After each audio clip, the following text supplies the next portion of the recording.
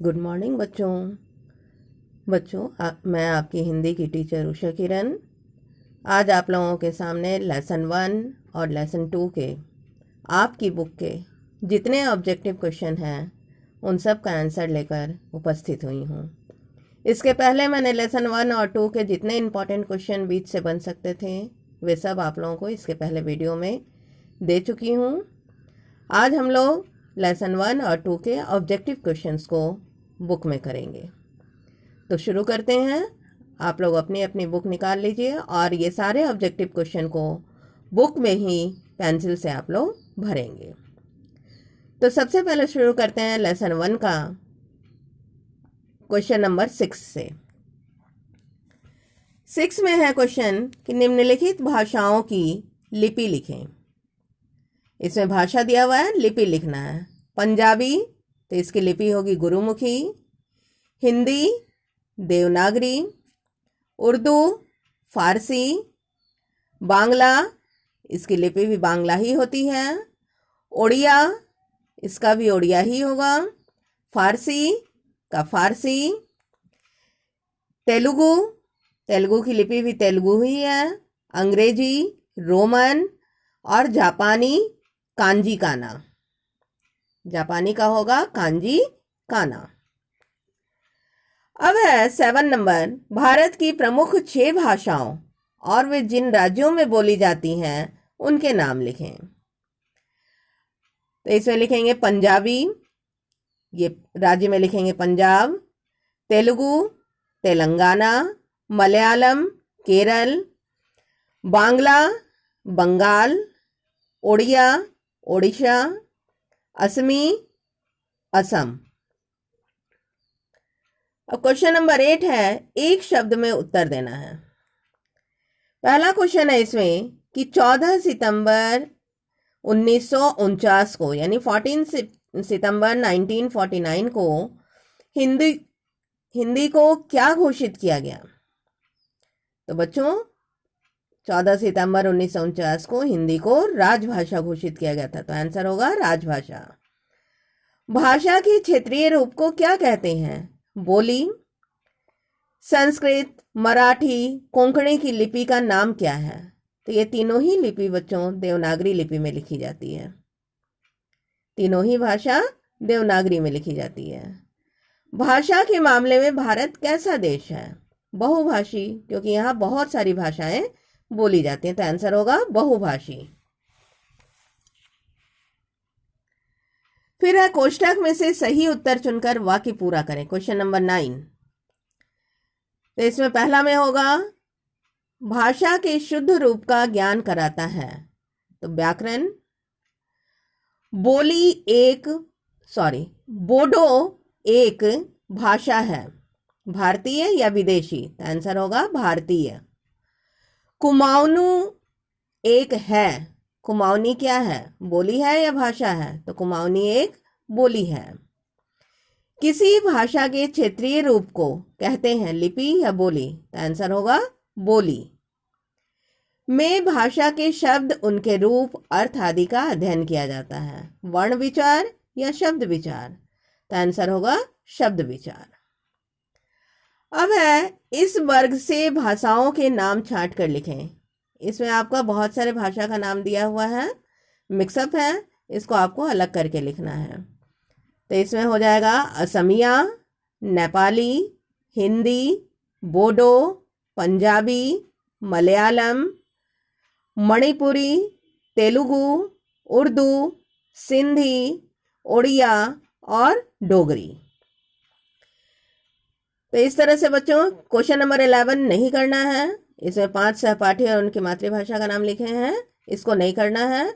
तो question number 6 से लेकर 10 तक आप लोग वीडियो से देखकर सही सही अपनी अपनी बुक में भर लीजिएगा। अब हम चलते हैं लेसन 2 पे।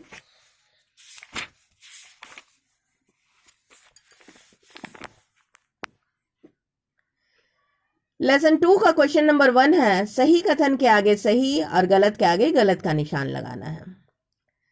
पहला है कि लिखित रूप को ही भाषा कहते हैं। तो केवल लिखित रूप को ही भाषा नहीं कहते बच्चों, मौखिक को भी कहते हैं। तो ये गलत है। भाषा की सबसे छोटी इकाई वर्ण है, सही है। वर्णों की निश्चित व्यवस्था को वर्णमाला कहते हैं, सही है। व्यंजनों के उच्चारण में हवा मुख से बिना किसी रुकावट के निकलती है, गलत है। स्वरों के उच्चारण में हवा बिना किसी रुकावट के मुख से निकलती है, सही है। अब है रिक्त स्थान, खाली जगह को भरना है। हिंदी में अंग को अनुस्वार और अह को विसर्ग कहा जाता है। य र ल व अंतस्थ व्यंजन है। अक्ष त्र ज्ञ श्र को संयुक्त व्यंजन कहा जाता है। आ ज फ ये आगत या विशेष ध्वनियां हैं। अब है दिए गए वर्ण उपयुक्त वर्ग में लिखें। ऊपर में देखिए कई वर्ण दिए हुए हैं, इसमें से आपको छांट के लिखना है कौन ह्रस्व है, कौन दीर्घ है और कौन अनुनासिक है। तो ऊपर में से देख के ह्रस्व स्वर में हम सबसे पहले लिखेंगे अ, छोटी ई, छोटा ऊ और री।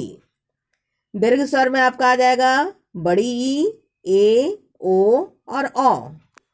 और अनुनासिक में होगा जो भी चंद्र बिंदु वाले शब्द हैं, अंग, आ, ऊ, ए।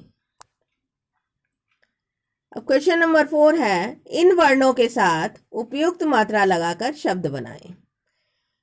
जैसे दन लिखा हुआ है तो हो जाएगा दिन, मिल, कृषि, सभी, ज्ञात, सगा,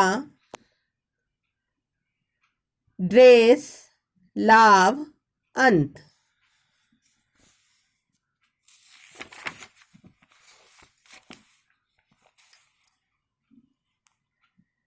इसके बाद क्वेश्चन नंबर 5 है कि इनसे बनने वाले शब्द लिखें। स्पर्श व्यंजन, यानी स्पर्श व्यंजन में मैंने बताया था कि क से लेकर म तक जितने भी वर्ण हैं वे सभी स्पर्श व्यंजन में आते हैं। तो इसमें से किसी भी वर्ण को लेकर उससे शब्द बनाना है। क से म तक के अंदर से जैसे काम, दाम। फिर उष्म व्यंजन, उष्म व्यंजन में आपका आता है तालाबे स, मूर्धन्य स, दंत स, ह। तो किसी से भी बनाएंगे जैसे हल, शट। अंतस्थ व्यंजन, इसमें आपका यर लव आता है तो इससे बनेगा यज्ञ, रथ। अनुस्वार, अनुसार से यहां जैसे कंगन, कंपन। अनुनासिक, जिसमें चंद्र बिंदु का प्रयोग होगा, हंसना, कांसा। अब है क्वेश्चन नंबर 6, दिए गए व्यंजनों का उपयोग करते हुए एक एक शब्द लिखें। जैसे यहां दिया हुआ है क और मूर्धन्य श, तो क और श को मिला के क्या बनता है बच्चों, अक्ष बनता है। तो अक्ष से आपको शब्द बनाना होगा, जैसे क्षत्रिय। वैसे ही श और र को मिलाएंगे तो श्र बनता है, जैसे श्रम। ज जोड़ इया, तो ज और इयों को मिला देंगे तो बनता है ज्ञ, तो ज्ञ से बन जाएगा ज्ञानी। त और र को मिलाएंगे तो त्र बनता है, जैसे त्रिशूल। स र तो स्र बनेगा, जैसे श्राव। क त, यहाँ क हलंत है और त है, यानी आधा क और त से, तो जैसे वक्त। फिर है म हलंत और न, जहां भी हलंत दिया हुआ है यानी वो आधा अक्षर है, तो जैसे निम्न। क हलंत र तो क्रम। श हलंत न, तो जैसे कृष्ण। न हलंत म, जैसे जन्म। अब है दिए गए द्वित व्यंजनों से बनने वाले दो दो शब्द लिखें। द्वित व्यंजन बताए थे कि एक ही व्यंजन अगर दो बार आता है, एक ही व्यंजन अगर दो बार आता है तो वो द्वित व्यंजन कहलाता है। जैसे च, आधा च है फिर पूरा च है। तो ऐसे द्वित व्यंजन से दो दो शब्द बनाना है, जैसे कच्चा, बच्चा। ज है तो लज्जा, सज्जा। ट हलंत और ट है तो जैसे पट्टी, खट्टा। आधा त और त है तो जैसे पत्ता। द हलंत और द है तो गद्दा, त से जैसे पत्ता, गत्ता, द हलंत और द से गद्दा, कद्दू। अब है लास्ट क्वेश्चन आपका 8 नंबर। निम्नलिखित शब्दों का वर्ण विच्छेद करें। इसमें पहला आपका किया हुआ है, दूसरा से आपको बनाना है। तो वर्ण विच्छेद में बच्चों करते क्या है कि जैसे नीलिमा, हर वर्ण में देखा जाता है कि वर्ण में से स्वर को अलग करके लिखते हैं, और जो भी व्यंजन वर्ण है व्यंजन वर्ण के नीचे हलंत लगाते हैं। जैसे नीलिमा, नी, तो न में बड़ी की मात्रा मिली हुई है तो लिखेंगे न हलंत जोड़ बड़ी। फिर ली, ल है और ल में छोटी की मात्रा लगी हुई है, तो जो भी व्यंजन होगा उसके नीचे हलंत लगाना है, तो ल हलंत जोड़ छोटी। फिर माँ, म है, म में हलंत लगाएंगे और इसमें आ की मात्रा लगी है तो आ लगाएंगे। इसी तरह से सबको करेंगे। सक्षम, तो यहाँ का स हलंत अ, अक्षर चूंकि क और श से बनता है तो पहले लिखेंगे क हलंत, श हलंत, जोड़ अ, जोड़ म, जोड़ अ।